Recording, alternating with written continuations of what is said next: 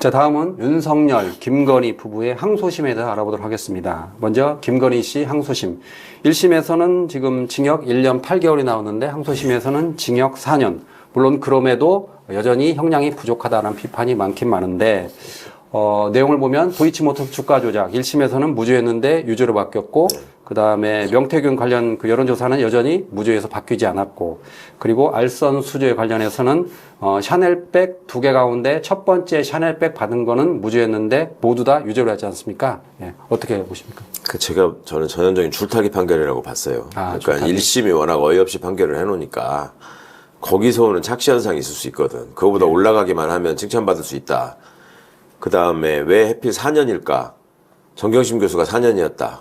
이것과는 무관한 것일까? 그런 생각도 들고 무엇보다 중요한 거는 주가 조작이라고 하는 것이 저는 고발인으로서 정말 화가 나는 게 이게 자본시장을 완전히 교란시킨 걸로 그냥 끝나는 게 아니라 그 와중에 수많은 개미 투자자들이 말하자면 피해를 보는 거란 말입니다. 피는 몰렸겠죠. 네. 그러면 그런 사람들의 피해나 이런 거에 대해서는 완전히 외면하고 김건희가 또 훑어먹은 수익들이 있잖아요. 김건희 본인 입으로도 수십억 벌었다고 했잖아요. 예. 그걸 추징을 안 해 또. 8억이라고 지금. 예. 그러면은 4년 동안에 나는 계산하기가 힘들다 얼마인지 뭐 이런 식으로 얘기를 해버리고 넘어가잖아요. 아니 그러면은 누구라도 아니 그 정도 수십억 생기는 것 같으면 그냥 나 몇 년 살고 말겠다 이런 식의 생각을 안 하겠습니까? 이 사회를 병들게 만드는 거라고. 예. 근데 그런 것들을 법원이 앞장서서 조장한 결과가 되지 않았나 이렇게 생각을 하고요. 아니 그리고 얘기하면서 이 사건의 다른 공범들하고의 형법성을 생각해야 된다 어쩌고 했는데 김건희가 그 중에 돈 제일 많이 번 사람이에요. 예. 그리고 그 중에 그 사람들끼리도 얘기하잖아요. 저거 남편이 중앙지검장이고 검찰총장이라.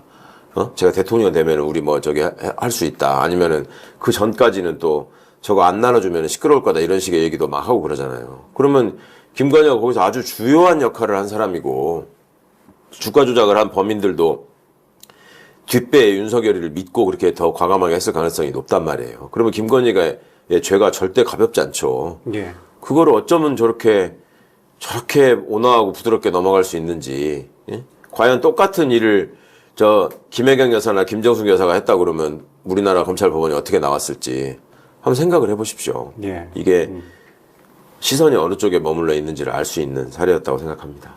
의원님 말씀을 듣고 보니까 더 열받네요. 상식적으로 생각해야죠. 그러니까 많은 시청자들은 어쨌든 1심에서 1년 8개월 나왔는데 항소심에서 4년 나왔으니까 많이 나온 걸 수 있다고 그걸로 생각하는데 누적이 많은 거라니까. 그게 아니라는 거잖아요. 예. 10년 이상 나왔어야 될 일이죠. 어떻게 이게. 그리고 그 돈 다 추징했어야 되고. 추징했어야 되고. 그렇게 불법적으로 얻은 수익을 당연히 환수해야지. 그거를 그렇게 방치하면 앞으로의 주가 조작 세력들한테 아주 새로운 희망을 준 거예요. 그러니까 아까 말씀하신 것처럼 검찰은 그 범죄 수익이 한 8억 정도라고 봤는데 항소심에서는 추산하기 좀 어렵다 그러고 했잖아요. 그것도 좀 이해하기 어려워요. 8억이라는 것도 미니멈이고 사실은 그동안에 벌어들인 돈 이런 거 계산해보면 그게 어렵습니까? 통장에 들어오고 나간 돈이 있는데.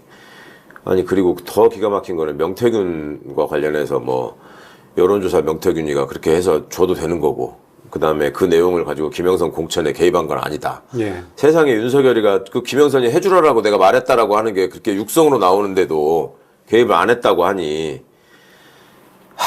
참 이 사람들한테의 상식이나 세상이라는 건 어디에 있는 것인지 누가 저 사람들을 저렇게 만들었는지 생각해 보셔야 됩니다. 그나저나 김건희에게 무혐의를 준 검찰 이제 특검 수사를 받게 됐습니다. 항소심에 이렇게 나왔으니까. 당연히 그렇게 해야 되고 정말 엄히 처벌해야 되고 이로 인해서 생기는 지금 사회적 혼란이나 국력이나 이 비용의 낭비가 얼마나 큽니까? 정말 나쁜 놈들입니다. 반드시 엄벌하고 이 사회에서 제대로 발붙이게 살게 해서는 안 된다고 생각합니다. 그러니까 권력자를 추종하면서 진실을 가리고 국민들 앞에 고개 쳐들고 나와가지고 거짓말을 했던 대가가 뭐고 말로가 뭔지를 이것들 또 좀 있으면 변호사 한다고 또 어디 가가지고 또 할 거란 말이에요. 못하게 해야죠. 1심에서 김건희 씨에게 징역 1년 8개월을 사실상 봐주기 판결을 한 우인성 판사 아무 영향이 없죠? 항소심과 비교하면 어이가 없는데 말입니다. 지난번 방송에서도 제가 말씀드렸죠. 이 판결은 깨질 수밖에 없다. 판례를 다 정면으로 어기고 있기 때문에 깨질 수밖에 없다라고 얘기를 했는데 항소심은 그래도 상당 부분이 다 바로 잡혔고요. 거기도 역시 양형 기준, 본인들이 법원이 만들어서 제시하는 양형 기준 표만 보면 거기에 비춰봐도 미흡한 건 사실입니다. 그 표에 의하더라면 이것도 역시 10년 내지 12년 6개월 뭐 이 정도의 형을 선고해도 충분한 사안인데, 이것도 1심의 착시현상을 어느 정도 이용해서 징역 7년 정도에 머물렀는데, 뭐 윤석열이는 앞으로 뭐 사형까지도 가능한 범죄자니까 예. 특별히 그거에 대해서 더 큰 유감을 표명하고 싶지는 않습니다만, 어쨌거나 양형 감각에 대해서는 국민한테 좀 멀어져 있다라는 점을 지적해야 되고, 그럼에도 불구하고 그 판결의 내용을 구성하는 부분에 있어서는 이제 헌법적 측면을 강조했다라는 점을 평가해 줄 만합니다. 그러니까 예. 공무원의 눈이나 그냥 판사의 눈에 머물지 않고 국민의 시선에서 헌법적 관점에서 법치주의를 어떻게 파괴했는가, 윤석열이가 대통령의 위치에 있으면서 이거를 명확히 짚어냈다. 그리고 법꾸라지들이 말하는 법리 조작, 논리 조작에 대해서 확실하게 그 허점을 파고 들어가가지고 논리를 다 깼다. 이 점을 평가해주고 싶습니다. 예. 어쨌든 윤석열 체포방해 혐의는 1심에서 징역 5년인데 항소심에서는 징역 7년으로 늘어났고요. 예.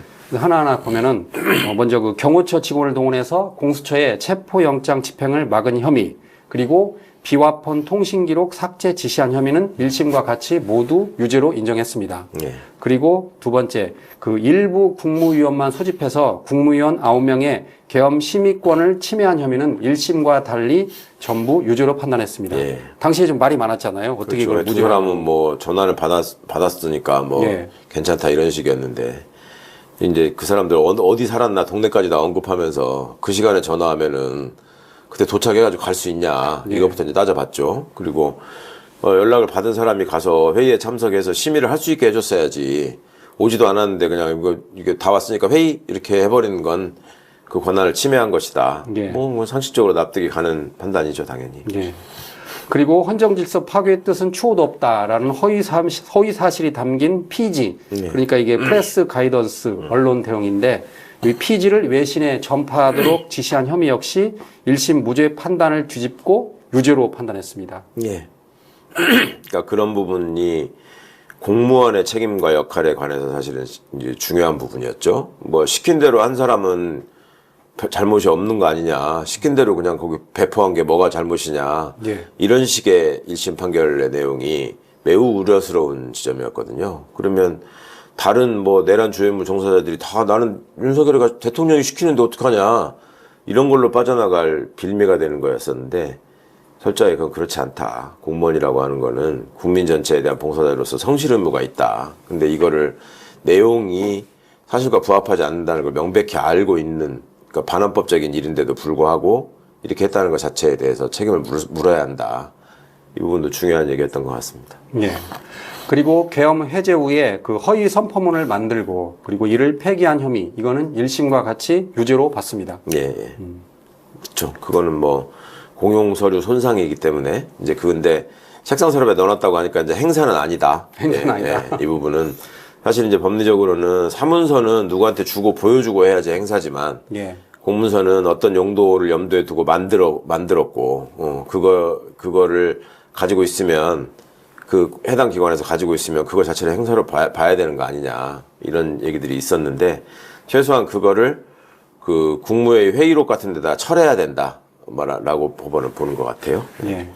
그리고 1심에서 백대현 부장판사가 초범이라 이렇게 감경을 해줬는데, 항소심은 초범을 안 봐준 거잖아요. 예, 예. 그러니까 뭐 초범이라는 얘기는 이 사람이 우발적으로 뭐 실수를 했다거나, 아니면 그 범죄까지 이르는데 참작할 만한 사정이 있다거나, 그리고 재범을 굳이 할 가능성이 없을 정도로 보인다라고 할 때 초범이 감경 사유가 되는 거거든요. 예. 근데 아무리 초범이라도 이런 악질적인 범죄에 대해서 초범을 감경 사유로 볼 수는 없는 거다. 이 부분을 명확히 했습니다.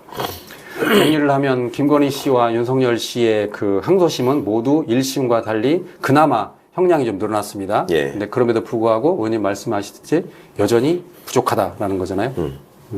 그럼요. 예. 부족하고, 국민 눈높이하고는 여전히 안 맞죠. 근데 뭐 꼭 중형만이 능사라고 말씀드리는 게 아니라, 대통령의 위치에 있는 사람은 보통 사람의 잘못보다 훨씬 더 엄중하게 평가를 받아야 되는 게 맞죠. 예. 똑같이 절도를 하더라도 그냥 배고픈 꼬마 아이가 절도하는 것과 대통령이 시장에 가서 절도하는 것과 이거 완전히 다르잖아요. 차원이 다른 거죠. 예, 네. 차원이 다르고 처벌의 강도도 달라져야 되는 것인데 이자는 대통령이라는 지위를 이용해 가지고 적법한 공권력의 행사를 다 불법적으로 막으려고 했었단 말이에요. 그런 죄의 엄중함에 대해서 그 심각성에 대해서 얼마나 역사적인 기록으로 이게 남고 평가를 받을지에 대한 의식을 좀 더 했으면 좋겠다, 법원이. 예.